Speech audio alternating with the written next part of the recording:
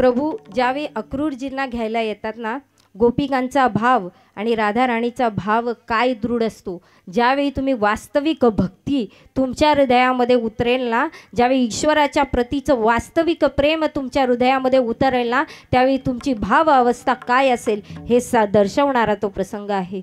अक्रूरजी भगवान श्रीकृष्णजींना धनुष्य यज्ञासाठी घेऊन जाण्यासाठी येत आहेत.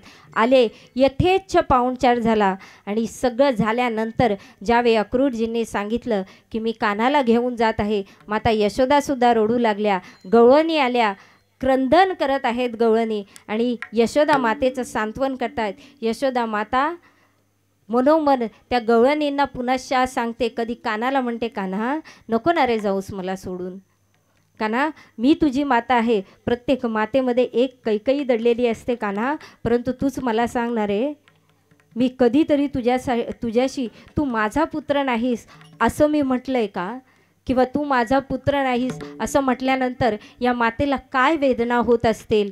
आणि याच वेदना गवळणींना सांगतायत. गवळणीसुद्धा इकडे विलाप करतायत. त्यांचा विलाप शांत करता करता प्रभूसुद्धा आज म्हणू लागले की जर यांची ही अवस्था आहे ना, तर माझ्या राधा राणीची काय अवस्था असेल. म्हणून राधा राणीला रात्रीच्या समयी भेटीसाठी निरोप देतात. राधा राणीसुद्धा तिथे उपस्थित राहते, वेळ पाळते आणि म्हणते, कान्हा का भेटीसाठी आला, का भेटीसाठी बोलावलं आहे. भगवान श्रीकृष्ण सांगतात की राधा, एवढ्या रात्रीच्या समयी तुला भेटीसाठी बोलावण्याचं एकच कारण आहे ग राधा, मी आज इथून निघालेलो आहे, मला वृंदावनाच्या बाहेर जाऊन मथुरेमध्ये जायचं आहे, तुझ्यासोबत असत्य कथन करू शकत नाही, म्हणून राधा मी यापुढे तुला कधीच भेटणार नाही, तुला जे काही पाहायचं आहे ना आज डोळे भरून पाहू दे. राधा राणीने ज्यावेळी हे ऐकलं त्यावेळी राधा राणीच्या पायाखालची जणू काही जमीन सरकली, हादरू लागली. राधा राणी मनोमन विचार करून म्हणू लागली की प्रभू कुठे निघालात तुम्ही, या राधा राणी शिवाय तुम्ही एकटे आजपर्यंत या गोकुळामध्ये कधी वास्तव्य केलं. आणि सांगा, तुम्हाला जर असं वाटत असेल राधा आणि कृष्ण पृथक का आहेत, राधेच्या हृदयामध्ये श्याम आणि श्यामच्या हृदयामध्ये राधा आहे, मग प्रभू तुम्ही जाण्याची वार्ता करताय, कोणत्या राधेला सोडून चाललाय, तुमच्या हृदयामध्ये असलेल्या राधेला तुम्ही काढू शकता. प्रभू म्हणू लागली, राधा मी माझ्या हृदयामध्ये असलेलं तुझी जी छवी आहे ती नाही काढू शकत, परंतु मला जर तू असं सशरीराने सुद्धा तुझा विरह मला सहन होणार नाही राधा, त्यामुळे विलाप सोडून दे. राधा कसली तिचा विलाप आवडते. आज राधा राणीचा विलाप पाहून प्रभूंना सुद्धा राहावलं नाही. प्रभूसुद्धा त्यांचा अश्रुपात चालू आहे आणि प्रभू म्हणतायत, राधा थोडासा विलाप आवर. राधा म्हणू लागली की प्रभू एवढंच सांगा ना, तुम्ही मला हे सांगायला आलात का की तुम्ही काय सांगायला आलात, तुम्हाला जाणीव आहे, तुम्ही सांगायला आलात की राधा तुझ्या नेत्रांची ज्योती काढून घेतोय. प्रभू ज्या नेत्रांमध्ये तुम्हाला साठवायचं आहे ना, ते नेत्रांमध्ये ते जर नेत्रांची ज्योती गेली तर मी काय करू, कारण या नेत्रांमधली ज्योती म्हणजे साक्षात श्रीकृष्ण आहे. प्रभू तुम्ही कृपा करा आणि मला सोडून जाऊ नका. हे राधा राणीचे भाव आहेत. राधा राणीने साश्रू नयनांनी प्रभूंना निरोप दिला. राधा कृष्णविहीन, राधा म्हणजे वास्तविक प्राणविहीन शरीर आहे सज्जनो. हाच भाव जर आपल्या अंतर्घटामध्ये येईल ना, राधा आणि कृष्ण पृथक अजिबात नाही. आजच्या स्थितीमध्ये राधा आणि कृष्ण या दोघांनाही आपण कुत्सिक विचाराने आम्ही आपल्या कुत्सिक मानसिकतेपोटी त्यांच्या प्रेमाची गणना करतो, परंतु वास्तविक राधा आणि कृष्णाचं जे प्रेम आहे ना, ते या बुद्धीने समजण्यासारखं प्रेम नाही. त्यासाठी कृष्णाला ज्यावेळी तुम्ही हृदयामध्ये धारण कराल ना, तरच राधा आणि कृष्णाचं प्रेम कळेल.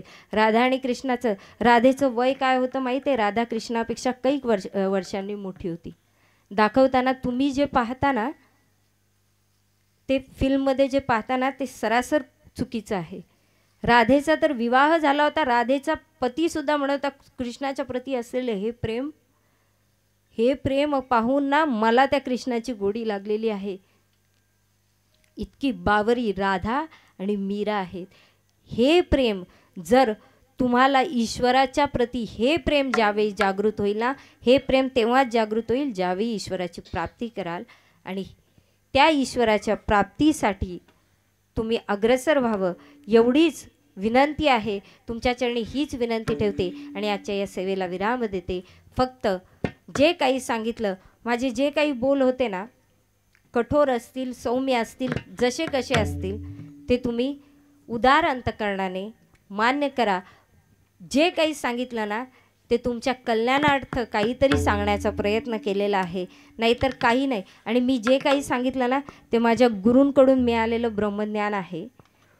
त्याच्यामुळेच त्यांच्याकडून जे ज्ञान मिळालं आहे, ते ज्ञान मिळाल्यानंतर जो आनंद आहे ना ईश्वराच्या प्रतीचा, एकदा त्या ईश्वराला हृदयामध्ये साठवून पहा. तो जो आनंद मिळेल ना, तो आनंद डोळ्यांमधून तो आनंद वाहतो. त्या ईश्वराला प्राप्त करण्यासाठी गुरुचा आश्रय घ्या. आणि जेव्हा तो ईश्वर प्राप्त होईल ना, ज्यावेळी त्या अंतर्गटामध्ये ईश्वराचं ते दिव्य स्वरूप ज्यावेळी पाहू ना, त्यावेळी वास्तविक गदगद होऊन म्हणू की आज माझा ईश्वर मी असा पाहिला ज्याप्रमाणे मीरेने पाहिला. मीरा तर काय, मीरा बोलत होती मेरे ते गिरीधर गोपाल दुसरो ना कोई. परंतु ज्यावेळी मीराबाईजींनी ज्यावेळी ईश्वराचं वास्तविक स्वस्वरूप पाहिलं, त्यावेळी तीच मीरा म्हणू लागली, पायो जी मैंने राम रतन धन पायो. मी रामरूपी धन प्राप्त केलं. म्हणून त्या ईश्वराला प्राप्त करा. या हृदयामध्ये ना इतर कोणाला स्थान देऊ नका. तुम्ही आजचा माणूस आहे ना डिप्रेशनमध्ये असल्याचं कारणच आहे, कारण हृदयामध्ये नको नको त्यांना ठेवतोय. आजचा युवक सुद्धा भरकटण्याच्या मागचे कारण आहे. आजचा युवक जर अध्यात्माला लागला ना तर आत्महत्या होईल असं मला वाटत नाही. परंतु काय करतो आपण आहे ना, आत्ताचा अध्यात्म मेन सोडून देतो आणि नको त्या मार्गामध्ये लागतो. काय गरज आहे सज्जनो? आपलं अध्यात्म इतकं परिपूर्ण आहे, वास्तविक न जाणता. तुम्हाला जर कोणी बोललं ना आपल्या संस्कृतीबद्दल, तर त्यांना सांगता यायला पाहिजे. आपल्याला ते कळत नाही. राधाकृष्णाच्या प्रेमाबद्दल सुद्धा अश्लीलतेचं भाष्य करणाऱ्यांची तोंड बंद करायला शिका. राधा आणि कृष्णाचं प्रेम कोणाला काय माहिती आहे हो? जाणलंय कधी राधेच्या मनाची अवस्था काय असेल?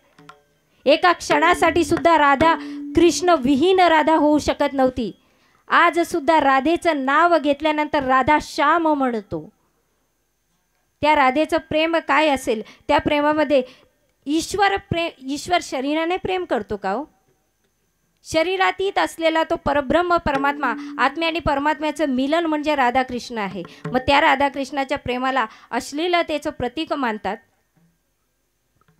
हे आपल्याला समजायला पाहिजे. आपल्या संस्कृतीवर जर कोणी अशा पद्धतीने बोट उचलत असेल ना, तर त्यांना ते समजावा. त्याच कृष्णाने, ज्या श्रीकृष्णाने, लोक म्हणतात त्या श्रीकृष्णाने 16,108 बायका केल्या, आम्ही 2 केल्या तर काय हरकत आहे. त्याच प्रभू भगवान श्रीकृष्णजींनी दावानळ प्राशन केलेला तुम्ही एक विस्तव तोंडामध्ये घेऊन बघा बरं. खा ना, गमेला बरं विस्तव, जमेल नाही ना? मग त्या भगवान श्रीकृष्णजींच्या लीलेच्या मागचा अर्थ न जाणता तुम्ही तुमच्या युक्तीने कसा, तुमच्या बुद्धीने कसा काय तर्क लावू शकता? म्हणून विचार करा. त्यावेळीची वास्तविक जी परिस्थिती होती ना, ती आटोक्यात आणण्यासाठी ही जी नवरात्री साजरी करतो ना, त्यावेळी 16,100 स्त्रियांनी जर आत्महत्या केली असती तर किती चुकीचे स्पंदनं निर्माण झाली असती. ती स्पंदनं आवरण्यासाठी म्हणून प्रभू श्रीकृष्णजींनी खुलं आवाहन दिलं होतं की तुम्ही एक काम करा, या भौमासुराच्या कैदेत पडलेल्या या ज्या नारी आहेत ना, यांचा स्वीकार जर मी मुक्त आवाहन देतो, जर कोणाला या स्त्रियांचा स्वीकार करायचा असेल ना तर करू शकता. परंतु त्यावेळी कोणताच समाजामधला कोणीच पुढे सरसावला नाही की आम्ही या स्त्रियांचा स्वीकार करायला तयार आहोत. समाज त्यांना मान्यताच देत नव्हता. म्हणून अशा वेळी त्या सर्व 16,100 ज्या स्त्रिया होत्या त्या आत्महत्या करण्यासाठी टेकडीवर गेल्या होत्या. हा जर संहार झाला असताना तर त्याची किती आत्महत्येची स्पंदनं खूप वाईट असतात सज्जनो. एखाद्या गावामध्ये एखाद्या घरात जर कोणी आत्महत्या केली असेल ना, त्या गावामध्ये इतके निगेटिव्ह वाईब्स पसरतात ना. जर 16,100 स्त्रियांनी एकाच वेळी आत्महत्या केली असती, देह सोडला असता, तर किती वाईट स्पंदनं निर्माण झाली असती याचा विचार करा. ती त्यावेळची सामाजिक आणि त्यावेळची ती शक्ती जागृत ठेवण्यासाठी ती एनर्जी नेगेटिव्ह एनर्जीमध्ये कन्वर्ट होऊ नये म्हणून भगवान श्रीकृष्णजींनी घेतलेला निर्णय होता. कोणी त्यांचा स्वीकार करत नाही ना, ठीक आहे, तुम्ही आत्महत्या करू नका, तुमचा स्वीकार मी करतो. ह्या तुम्हाला तुमची बहीण पत्नी म्हणून मान्य नाही आहेत ना, पुत्री म्हणून मान्य नाही आहेत ना, मग आज यांचा राण्या म्हणून स्वीकार करा. आणि सगळ्यांचं पाणी ग्रहण केलं आणि सगळ्यांना पत्नीचा दर्जा दिला. आणि त्यातल्या कित्येक जणींच्या प्रासादामध्ये प्रभू कधी फिरकलेच नाही. त्या प्रत्येक जणींना स्वतःच्या स्वरूपाची ओळख करून दिलेली, अर्थात कृष्णाच्या वास्तविक स्वरूपाची ओळख करून दिलेली. ब्रह्मज्ञान प्रदत्त झालं होतं आणि त्या ज्ञानामध्ये ईश्वराच्या ध्यानामध्ये अखंड बुडालेल्या होत्या आणि त्यांनी त्यांच्या जीवनाचं कल्याण करून घेतलं. या त्या 16,000 स्त्रिया आहेत, 16,100 स्त्रिया आहेत. त्या प्रभूंच्या पत्नी म्हणजे आपण प्रभूंच्या बाबतीत सुद्धा बोलतो की 16,100 स्त्रिया करणारा ब्रह्मचारी असू शकतो का? नाही सज्जनो. भगवान श्रीकृष्णजींनी ती सामाजिक स्थिती आवरली होती.